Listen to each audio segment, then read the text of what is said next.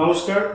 আজকে আমরা একটি ভিন্ন ধর্মীয় অনুষ্ঠান নিয়ে এসেছি আপনাদের কাছে। আপনারা হয়তো আমাকে অন্য অনুষ্ঠানে দেখেছেন।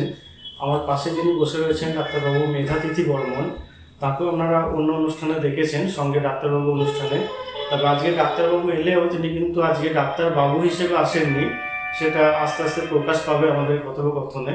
বা কিছুটা বলেই দিই আগে, প্রত্যেকের মনে তো একটা বিশেষ কিছু চাহিদা বলুন, ভালো লাগা বলুন, ইচ্ছা বলুন, শখ বলুন, এটা থাকে। ছোটরা যেমন খুব ছোট অবস্থায় আর কি, আমরাও যে সময়টা পেরিয়ে এসেছি যখন স্কুলে পড়তাম, বা তার থেকে হয়তো ছোট বয়সে আমরা যেমন বৃষ্টির সময় কাগজে নৌকো ভাসাতাম, হয়তো ফড়িং ধরতে ভালোবাসতাম। এই যে ইচ্ছাগুলো, এইগুলো কিন্তু বড় বয়সেও থেকে যায়, রূপটা একটু হয়তো বদলায়। বড় বয়সে এরকম একটা মনের জানালা থাকে প্রত্যেকের, যেটা আমাদেরকে পেশাদার যে জীবনটা সেখানে বেঁচে থাকার একটা রসদ যোগায়। তো সেরকম ডাক্তারবাবু তিনি আগের দিনে পরিচয় দিয়েছিলেন, আপনারা যারা দেখেছেন জানবেন, তিনি স্ত্রীরোগ বিশেষজ্ঞ একজন এবং প্রখ্যাত বলা যায়। কিন্তু তার ওই পেশাদারিত্বের বাইরে ওই যে জানালাটা, সেটা তাকে পরিচালকের দিকে এগিয়ে নিয়ে গেছে ক্রমশ। দীর্ঘদিনের একটা সুপ্ত বাসনা হয়তো ছিল। তিনি করেছেন কি, বর্ধমানের মতো একটা জায়গায় বসে তিনি একটা ছবি বানিয়ে ফেলেছেন। ছবি মানে চলচ্চিত্র, ফিল্ম। এই যে বাসনাটা দীর্ঘদিন ধরে পুষে রেখে সেটাকে বাস্তবে পরিণত করা, সবাইকে একত্রিত করা, সেটাকে সফলতার দিকে নিয়ে যাওয়া, এটাই একটা মনের জানালা আর কি। সেই ওই ছোটদের ফড়িং ধরার মতো হোক বা কাগজের নৌকো ভাসানোর মতো হোক। এবার আমরা সরাসরি বিষয়ে চলে আসি। কথোপকথন যত এগুলো আপনারাও বুঝতে পারবেন এবং আশা করব আপনারা আমাদের সঙ্গে সহযোগী হবেন, সঙ্গে থাকবেন। বর্ধমানের মতো একটা জায়গায় থেকে এরকম একটা চিন্তা ভাবনা এলো কিভাবে? নমস্কার স্ট্রেটকাট নিউজকে, আমাদের টিম এটা এইসবের কল্পনাকে এখানে আমন্ত্রণ জানানোর জন্য। তো ব্যাপারটা হচ্ছে, যখন আমরা বেসিক্যালি যখন আমি ছোটবেলা থেকেই খুব সিনেমা পাগল মানুষ, আমার সিনেমা দেখাটা একটা নেশার মধ্যে যাকে বলে। তো ছবি আঁকতে ভালোবাসি আর সিনেমা দেখতে ভালোবাসি। তো এবং সিনেমা দেখাটা যখন আমরা দেখতে যেতাম চিরকাল, এক একজন মানুষ একরকম ভাবে যায় দেখতে। কেউ এন্টারটেইন হতে যায়, কেউ বা জাস্ট একটা অনেকক্ষণ কাজের একটা পরে একটা মাথা থেকে কিছুটা স্ট্রেস বাস্টার হিসেবে যেটা সেটা একটু চলে গেল সেরকম। আর কেউ কেউ তো আছেন, ধরুন একটা আমাদের তো সিনেমা আছেই প্যারালাল সিনেমা, যেটা হচ্ছে শুধু এন্টারটেইন করে না, একটা মেসেজ দেয়, সোশ্যালি রেলেভেন্ট জিনিসের উপরে হয়। তো আমার কিন্তু চিরকালই ওই এন্টারটেইন সিনেমা যে ভালো লাগেনি কোনোদিন বলবো না, আমরাও অনেক সময় গেছি, পরীক্ষা শেষ হয়ে গেল চলো বন্ধুরা মিলে যাই। কিন্তু চিরকালই টেনেছে হচ্ছে সোশ্যাল কনটেক্সটের উপরে, সোশ্যালি রেলিভেন্ট সিনেমা যেগুলো চিরকালই। যেমন আমাদের তো অলরেডি আমাদের তো খুব রিচ হিস্ট্রি বেঙ্গলে। হ্যাঁ, সত্যজিৎ রায়, ঋত্বিক ঘটক, তপন সিনহা, মৃণাল সেন, এদের সিনেমা ছোটবেলা থেকে দেখে অভ্যেস চিরকাল। আমার বাবা মা থ্রু থেকে এগুলো আমরা দেখতে পেয়েছি। সেই সূত্রে এই ধরনের সিনেমার উপরে একটা ন্যাক চিরকালই গ্রো করেছিল এবং সর্বোপরি সিনেমাটা মিডিয়ামটার উপরে একটা ঝোঁক চলে এসেছিল। একটা টাইমে ডাইরেক্টর হবো, প্রফেশনাল, এই চিন্তা ভাবনা ছিল, কিন্তু পরবর্তীকালে বিভিন্ন কারণে প্রফেশন হয়ে যায়, এখন ঘুরে যায়। তো এই জায়গা থেকে যে কজন লোকেদের সাথে আজকে আমাদের এই মুভিটা, এটা এইসবের গল্প আপনাদের বলেই দিই, এই সিনেমাটার নাম, ফিল্মটা আমাদের ছবি, এর পেছনে যারা যারা কাজ করেছে তারা সবাই কিন্তু একটা কমন জায়গায় আমাদের সবার মধ্যে একটা কমন থ্রেড হচ্ছে, আমরা প্রত্যেকে সিনেমাটাকে প্রচন্ড ভালোবাসি, সিনেমা পাগল বলতে গেলে। এই স্বপ্নটাও সবারই একার স্বপ্ন তো হতো না, তাই সবাই মিলে হয়তো একদিন আমরা স্বপ্নটা দেখেও ছিলাম যে আমাদের সাথে আরো যারা আছেন, আপনাদের কিছুক্ষণের মধ্যেই তাদের সাথে পরিচয় হয়ে যাবে। যখন তাদের সাথে আমরা এক জায়গায় যখন হয়েছিলাম, আমাদের আলোচনাই হতো যে আমরা যদি একটা বানাতে পারি এই জিনিসটা।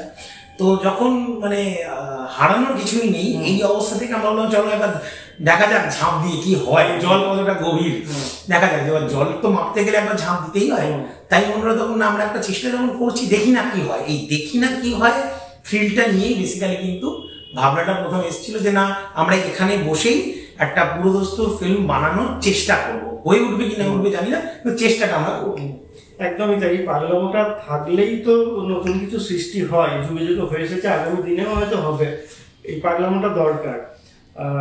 আচ্ছা, আপনি যে নামটা বললেন, এটা ঈশ্বরের গল্প নয়, তার আগে বললেন আমাদের চলচ্চিত্র জগৎ মানে বিশেষ করে বাংলার যদি ধরি খুবই সমৃদ্ধ, বিভিন্ন ভারী ভারী নাম সেখানে আছে।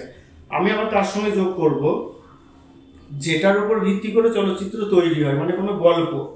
বাংলা সাহিত্যও সমৃদ্ধ খুব।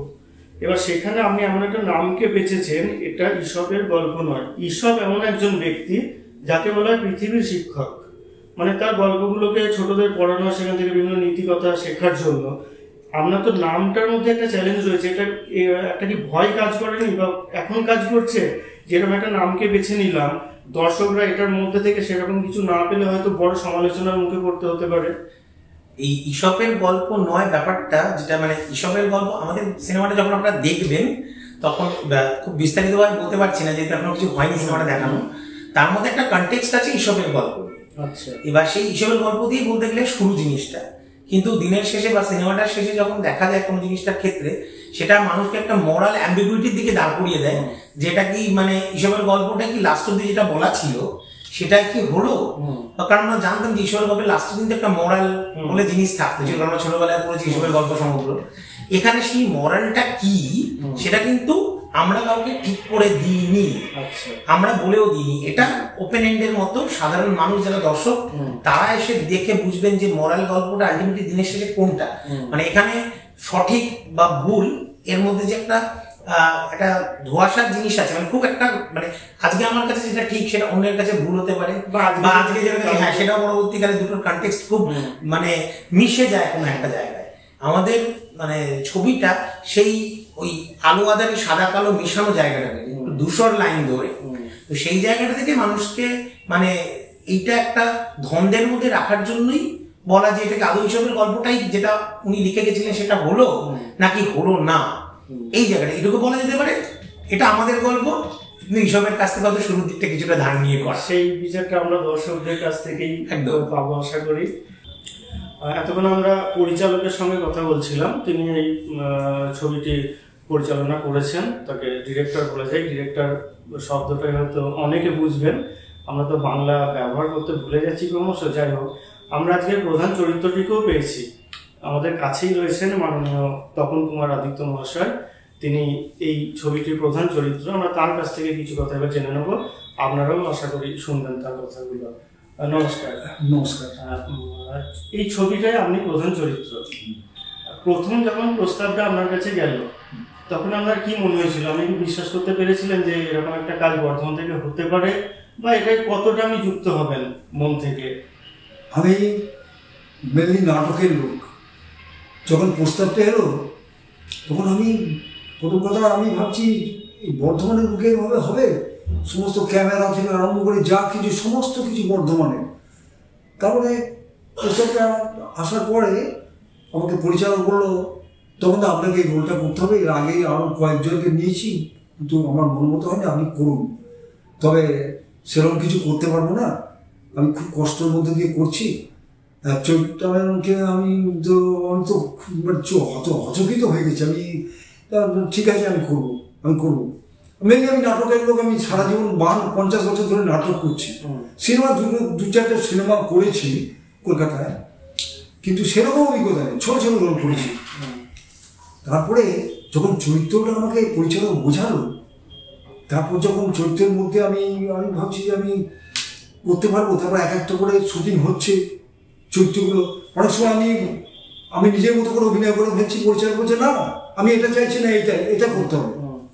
আমি তখন করছি, তারপর কিছু করবো ভালো, হ্যাঁ সত্যি তো চরিত্র এরকম। আস্তে আস্তে চরিত্র আমাকে বোঝাতে আরম্ভ করলো। আমি জানি না আমি কতটা পেরেছি।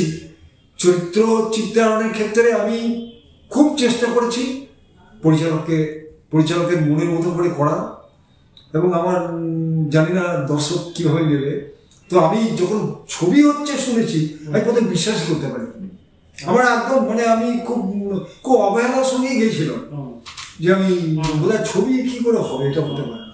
তারপর যখন দেখলাম যে আশ্চর্যভাবে এক এক করে মানে ওর কাছ থেকে বেরিয়ে আসছে এক এক রকম জিনিস, হ্যাঁ, তখন আমি আস্তে আস্তে আমি খুব উজ্জীবিত হতে পারলাম।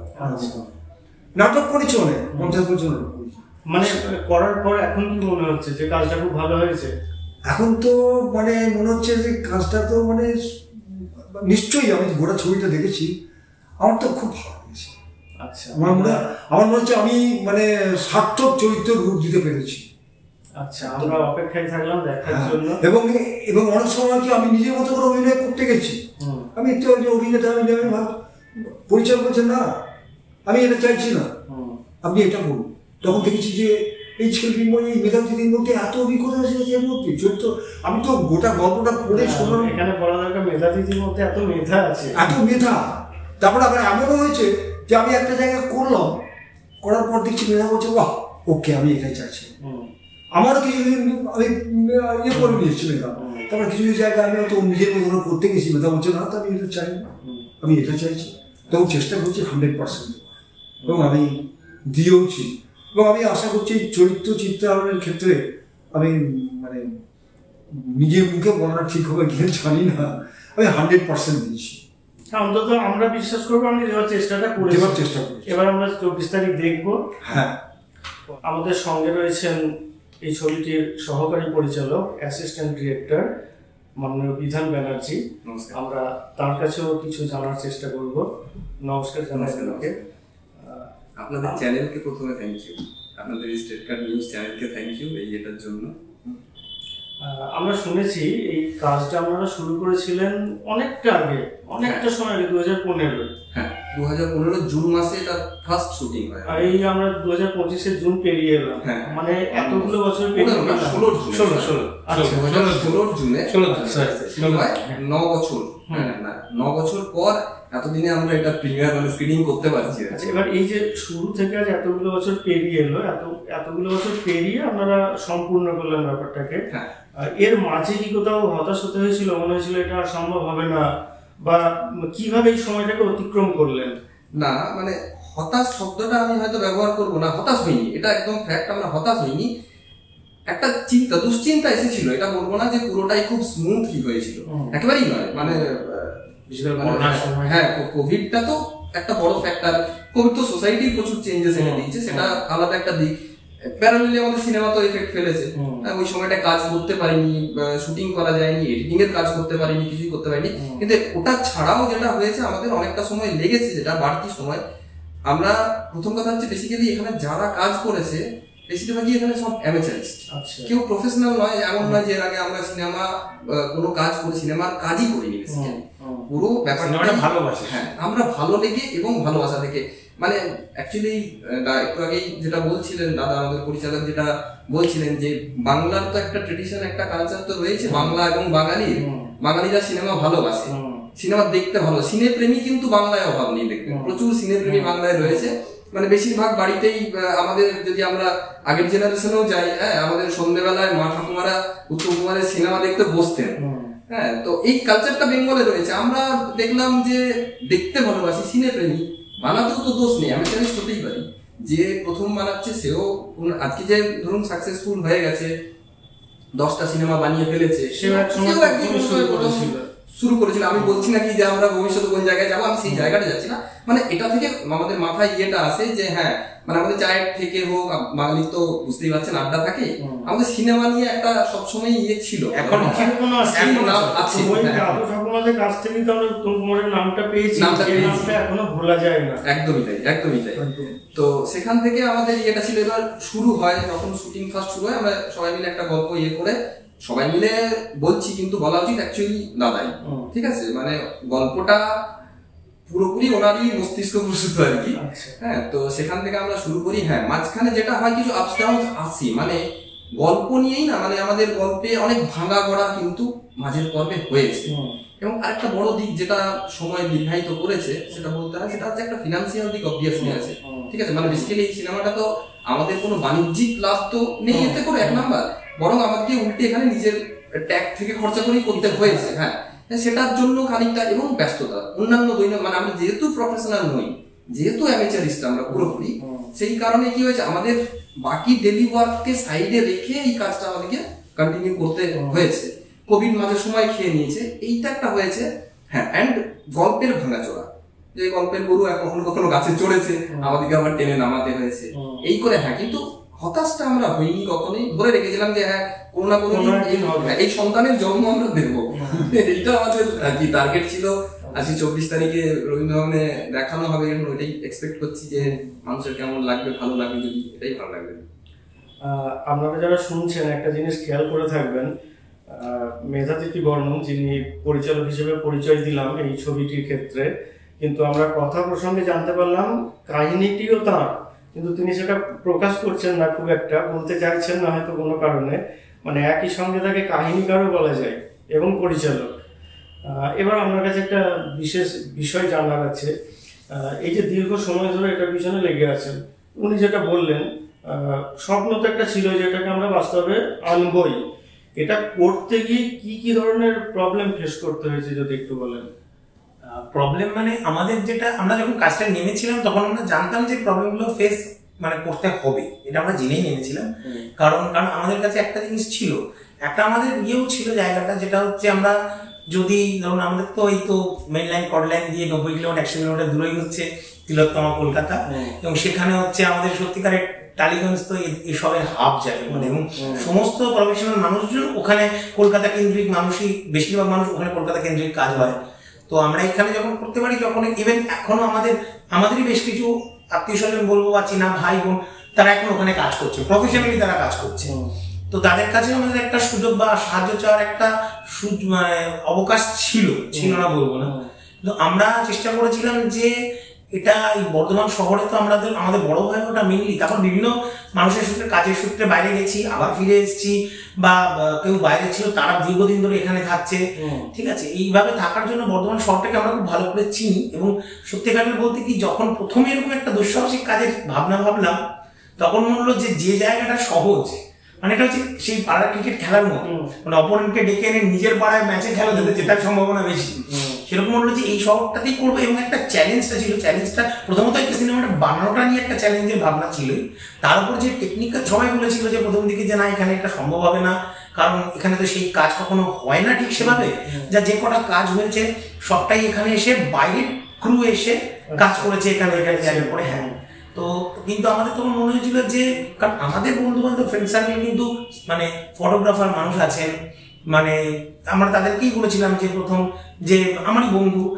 সুমন, ও আমার সুমন মুখার্জি আমাদের অনেকটাই ক্যামেরার কাজ করেছে, তো হচ্ছে খুব ভালো, হ্যাঁ স্টিল ফটোগ্রাফি করতো, কাকু বাবা ওনারা অনেকদিন দীর্ঘদিন ধরে ওনারা কাজ করছেন। তারপরে বলেছেন তুমি ভিডিও তোলো স্টিল, তাহলে ভিডিও বা স্টিল তোলো, ভিডিও তুলতে অসুবিধা কি আছে, এটা তো আলটিমেটলি দিনের শেষে ফটোগ্রাফি, মানে সিনেমাটোগ্রাফি আর স্টিল ফটোগ্রাফি দুটো ভাষাটা চেঞ্জ হচ্ছে। এবার যথারীতি তখন ব্যাকরণগতভাবে দুটো অনেকটা ডিফারেন্স, কিন্তু মানে ও তখন বলেছিল হ্যাঁ, মানে ইভেন প্রথম দিনের শুটিংয়ে ওই ক্যামেরা হ্যান্ডেল করেছিল, তো সেরকম করে করে করে ও এখন ভিডিওতে কাজ করে, মানে রীতিমতো কাজ করে। তো এইগুলো তখন আমরা ভেবেছিলাম যে এইগুলো তো কোনো প্রবলেম হিসেবে তখন আসেনি।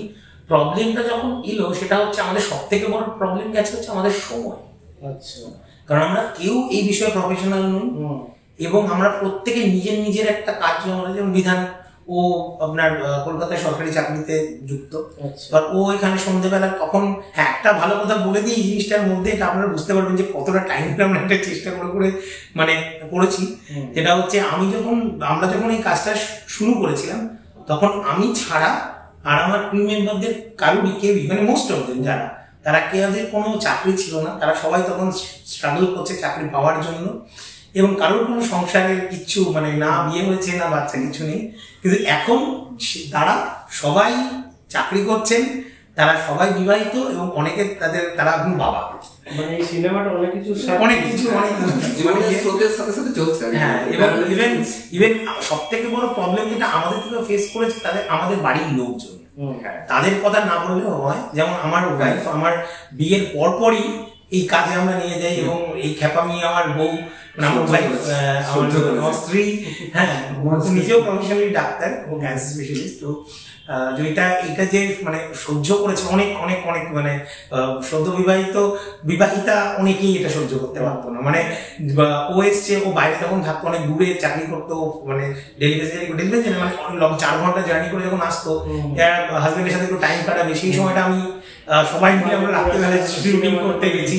সুতরাং ওকে একটা মানে এই প্রত্যেকে মানে এই প্রসেসটা সত্যি কথা বলতে এই প্রসেসটা যেটা দাদা বলছেন এটা স্টিল নাও চলছে। মানে আমি গতকাল একটা ছোট্ট ঘটনা বলি, গতকাল রাত্রেই আমরা পোস্টার নিয়ে একটা ছোট্ট মিটিং এ বসেছিলাম, বাড়ি ফিরতে ফিরতে প্রায় রাত 1টা হয়ে গেল। তো আমার মিসেসই যখন বলছে তোমরা তো এখনো চলছে এটা কবে তোমার এত দেরি নেই, 24 তারিখ আর কটা দিন একটু সহ্য করে নাও, কি করা যায়। সুতরাং হ্যাঁ তাদের সাপোর্টটা অবভিয়াসলি, তাদের যে সাপোর্ট ভালো কিছু কাজ করতে গেলে লোকের সাপোর্টটা খুব দরকার এবং সেটা খুব পেয়েছি। মানে সেজন্য আমি আমার ওয়াইফকে ভীষণ মানে থ্যাঙ্কস জানাচ্ছি এবং একদম থেকে যে ওই সাপোর্টটা না দিলে, এবং তখন যখন 2017 সালে আমার বেবি হয় তার সেই সময়টা তো প্রচন্ড একটা কঠিন সময় একজন মায়ের ক্ষেত্রে, সেই জায়গাটাতেও আমি আমার মানে সেইভাবে সাপোর্ট মানে কতটা করেছি সিনেমাটার জন্য হয়তো একটু কম দিতে পারি, তার জন্য আমি নিজেও পরবর্তীকালে অনুতপ্ত রিগ্রেট ফিল করেছি। তখন আমার শ্বশুর বাড়ির লোকজন, আমার শ্বশুর মশাই শাশুড়ি মা তারা একটা প্রবল সাপোর্ট করেছেন, যার কোনো সমস্যা ছিল না। ইভেন আমরা মানে আমার বাড়িতে তো এই আমার মা বাবা তো ছোটবেলা, আমার বাবা মানে দেখে যেতে পারেনি, তার আগে বাবা মারা গেছিলেন, মা তো ছোটবেলা থেকে জানতেন যে এরকম খ্যাপামিগুলো করতাম, তারও তো প্রচ্ছন্ন প্রশ্রয় ছিলই। এবং ইভেন আমাদের সময়টা ছাড়া মানে ইভেন আমরা যখন পরবর্তীকালে যেটা করলাম, যেটা যে আমাদের যে এডিটার দীপঙ্কর দা, বনুদা বলে সবাই বর্ধমানে চেনে দাদাকে, দীপঙ্কর দত্ত মজুমদার, তো দীপঙ্কর দার কাছেও যখন আমরা প্রথম গেছি এইটার যে এটা আমরা বানিয়েছি আমরা এডিট করব, আমাদের বর্ধমানে তো এডিটিং ব্যাপারটা তখন কি মানে দাদা এই কাজটা দাদা বলছেন আপনি এটা কি বানাচ্ছেন ফার্স্টে, ডকুমেন্টারি না ফিচার? আমি বললাম না এটা ফিচার মানে নিজের গল্প, কোনো ডকুমেন্টারি নয়। দাদা আমাদের কাছে প্রবল হেল্প করেছেন, মানে উনি যেভাবে আমাদের গাইড করেছেন, কিন্তু দাদার ক্ষেত্রেও সারাদিন দাদা বিভিন্ন ধরনের কাজ, ইভেন্ট, মানে আজকেও আসার কথা ছিল, দাদা আসতে পারলো না কারণ আমাদের একটা কাজে দাদা প্রচন্ড ব্যস্ত হয়ে আছে, বিয়ে বাড়ি, ইভেন্ট, শো সবকিছু মিলিয়ে দাদা যখন টাইমটা পেতেন তখন রাত্রি 12টা, আমি আমার কাজের ডিউটি করে সমস্ত কিছু হসপিটালের ডিউটি সেরে টেরে যখন কোথাও 12টা, মানে আমরা সারাটা কাজই করেছি দিনের আলো সূর্যের আলো দেখি, মানে শুটিং এর সময় ছাড়া বাকি রাতের বেলায় কাজ করেছি। এইটা প্রবলেম। আর দ্বিতীয় প্রবলেম যেটা খুব বড়ভাবে জিনিসটা একটা হয়েছিল সেটা হচ্ছে টেকনিক্যাল জিনিসগুলো।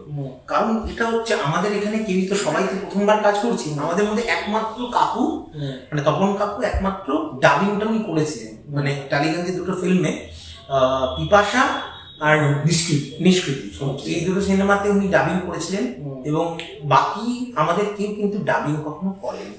এই ডাবিং এর ক্ষেত্রে বিশেষ করে সাউন্ডের ক্ষেত্রে আমরা প্রবল ফেস করেছিলাম, এবং এই সাউন্ডের ক্ষেত্রে আমাদের টোটালটাই সাউন্ডটা কাজ করা হচ্ছে বর্ধমানে, মানে প্রদীপ সাউন্ড আমাদের প্রদীপ ঘোষ, প্রদীপ দাও আজকে আসা মানে ইয়ে হয়নি।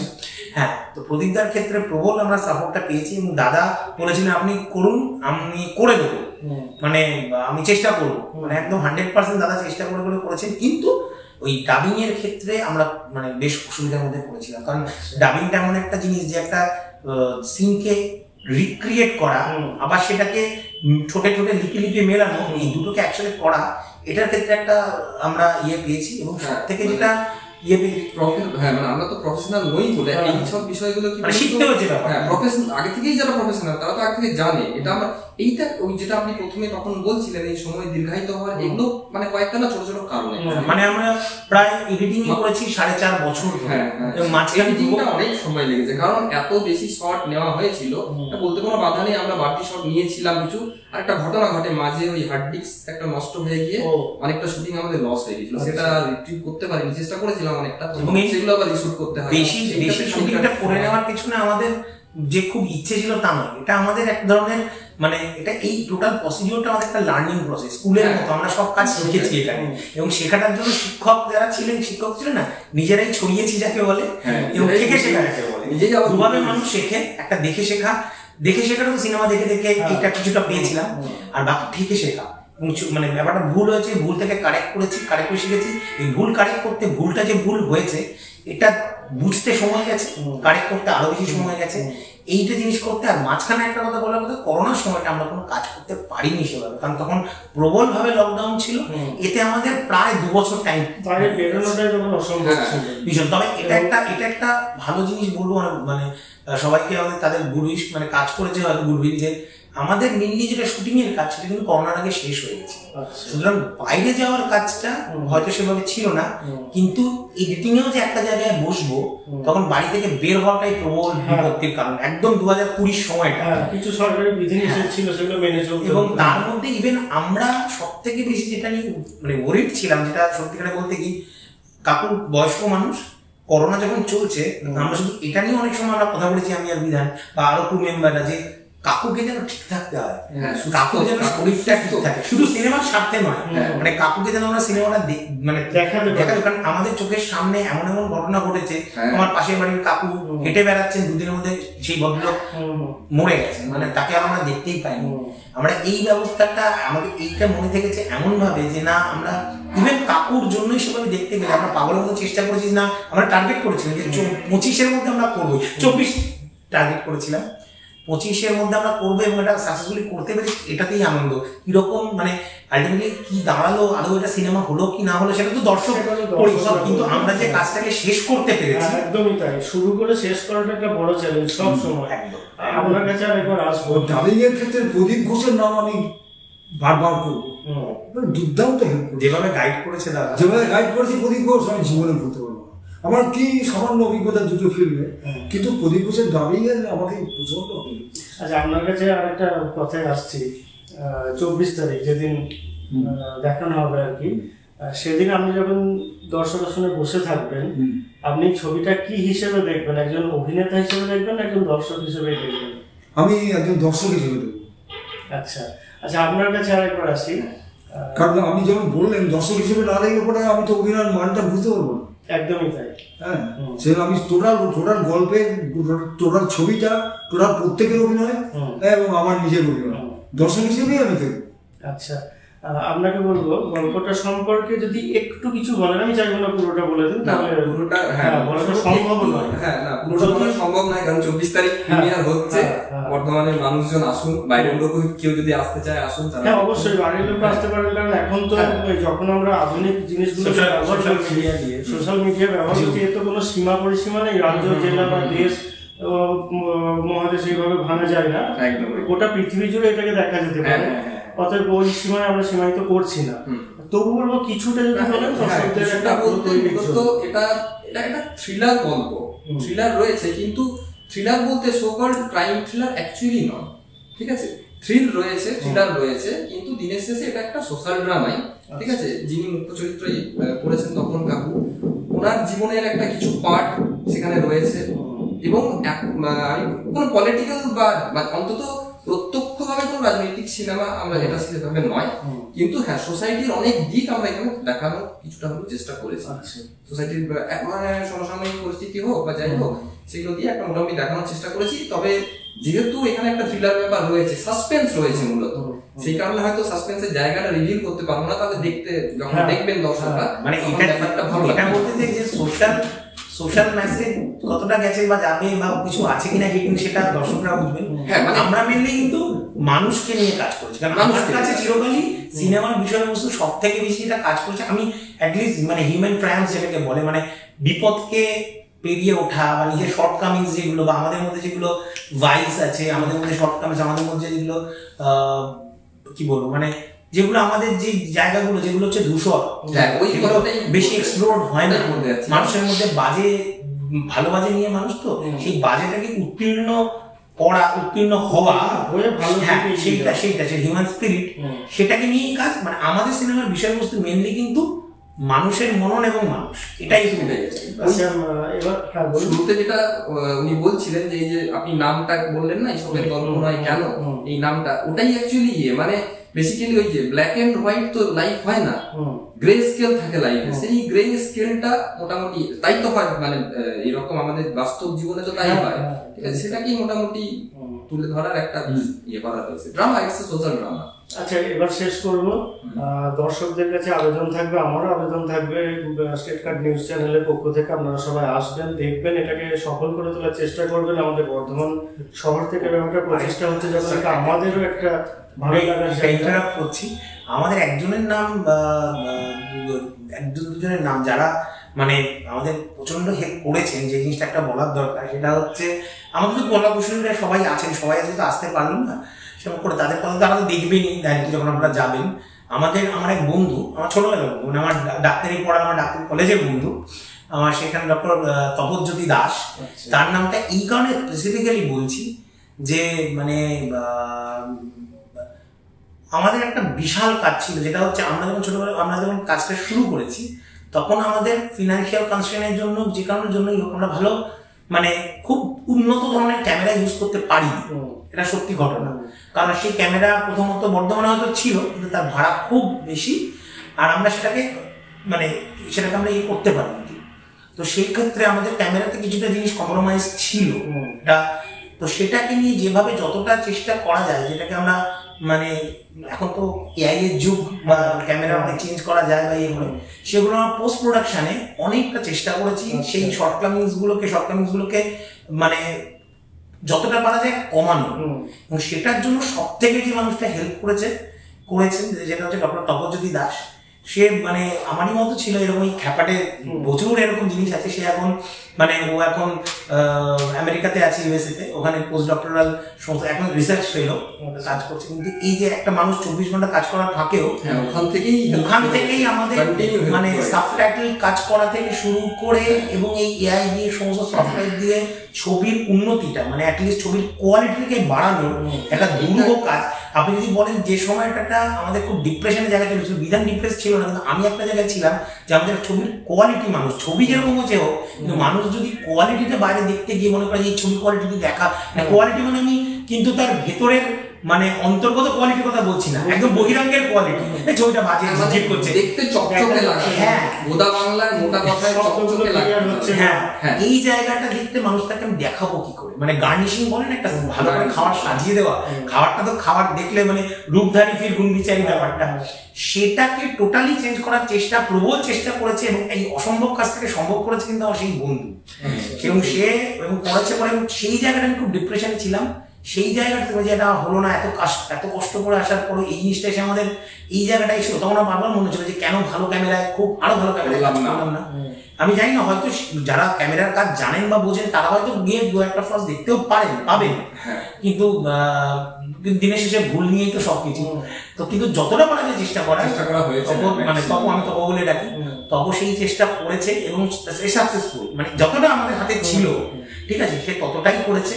আমরা বিভিন্ন জিনিসকে কেটে বিভিন্ন জায়গায় সময় তাকে পাঠাতাম, ও ওখান থেকে যদি আপনি বলেন যে না বর্ধমান হয়তো একটা জায়গায় ভুল, যে একটা জায়গায় আমরা কলকাতা যেতে পারিনি, আমরা একেবারে 7-13 নদী পার করে আমরা আমেরিকাতে চলে গেছি এই জায়গাটায়। এবং সেই জায়গাটায় ও 24 সালে আসতে পারবে না, পুজোর সময় আসবে, বছরে দুবারে বেশি আসতে পারে না। তো ওই জায়গাটায় ওর নামটা স্পেসিফিক্যালি, কারণ যে জায়গাটা সব থেকে কঠিন ছিল সবার মধ্যে, আমাদের মনে হচ্ছিল ওই জায়গাটা সব থেকে কঠিন, ওটাকে বসে রাতের পর রাত জেগে 6 মাস ধরে, মানে ওরও প্রচন্ড কাজ ছিল, ওরে ওটা ও পাঠাতো, আমরা করতাম। মানে এইটার জন্য ওকে একটা মানে কি বলবো, আমাদের তরফ থেকে থ্যাঙ্কস জানিয়ে ওকে ছোট করা উচিত না, আমরা চিরকাল কৃতজ্ঞ থাকবো অ্যাটলিস্ট আমি ওর কাছে। আচ্ছা, এটা তো যা হওয়ার হয়ে গেছে, বাকিটা এখন দর্শকদের হাতে। এরকম কোনো নতুন পরিকল্পনা কি আগামী দিনের জন্য করে রেখেছেন? হ্যাঁ, আমরা এটা বেসিক্যালি অনেকটা টাইম চলে গেল, তো এটা অনেকটাই একটা কথা বলে দিই, এটা আমার সেকেন্ড কাজ। কারণ ফার্স্টে আমি 2008 সালে আমি আমার তখন নোকিয়া মোবাইল দিয়ে একটা শর্ট ফিল্ম করেছিলাম 17 মিনিটের, এই দহনকাল বলে। কিন্তু সেই সময়টা আমাদের টেকনিক্যালি তো ব্যাপার ছিল না, আমি নিজেই তুলে করেছিলাম। ছোট ছোট বাচ্চারা ছিল তার মেনলি কুশীলব, তো সেটাকে আমরা কিছু ইউটিউব কিছুই করতে পারিনি, কারণ মিউজিকটা আমার নিজেদের।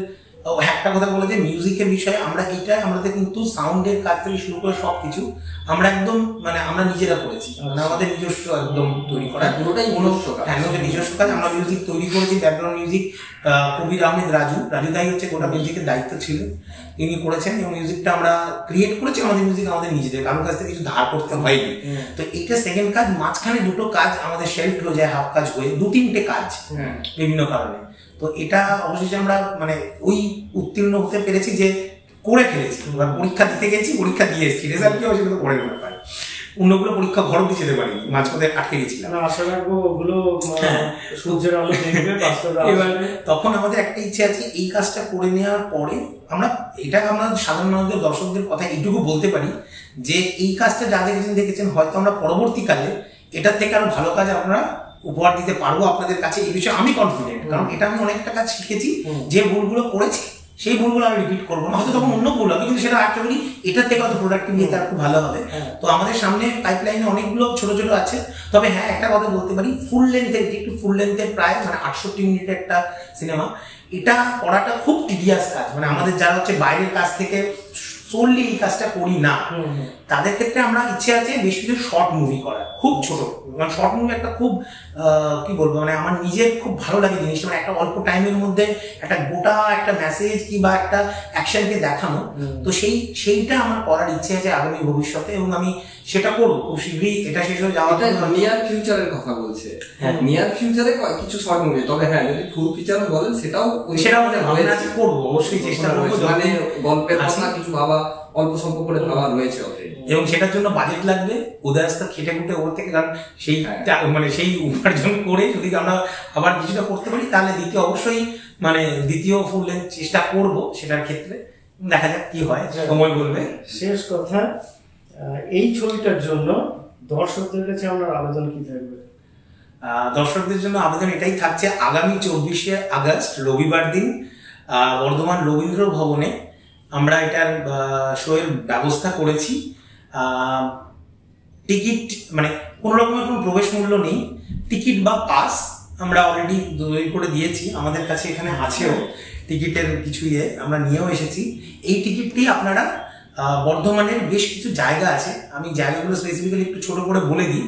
আমাদের ঘোষবাগানে শ্রীধর মেডিকেল, তারপর আপনার বীরহাটায় রামকৃষ্ণ জেরক্স, কোর্ট কম্পাউন্ড কাটছে মহিলা থানার পাশে শান্তি নার্সারি অ্যান্ড ট্রেডিং, ভাঙাকুটিতে বেঙ্গল আয়রন অ্যান্ড স্টিল, আমাদের আফতাব এভিনিউ দিয়ে পেপার লাইন এবং নার্স কোয়ার্টার মোড়ে বিগ বি চায়ের দোকান, এছাড়া আপনার উত্তর ফটকে শ্রী দুর্গা টেলারিং, এরকম বিভিন্ন বেশ কয়েকটি জায়গা যেগুলো, এবং হচ্ছে স্টেশনের কাছে নূর মোবাইল বলে একটি শপ, এবং নূর মোবাইলে ওনার যিনি আমাদেরই একজন মানুষ খুশিলাম।